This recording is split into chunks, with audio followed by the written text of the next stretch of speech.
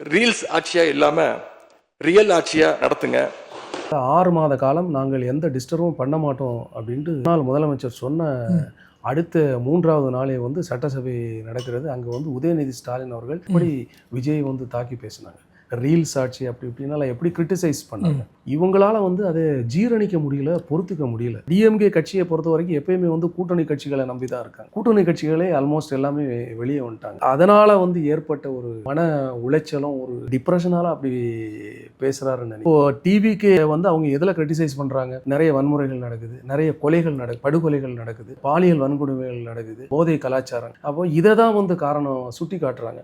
ஐயோ இந்த ஆட்சியில் தலைவிரித்து ஆடுகிறது என்று. அப்போ கடந்த 5 வருட ஆட்சியை எடுத்து பாருங்கள், இதை விட 100 மடங்கு அதிகமாக நடந்தது.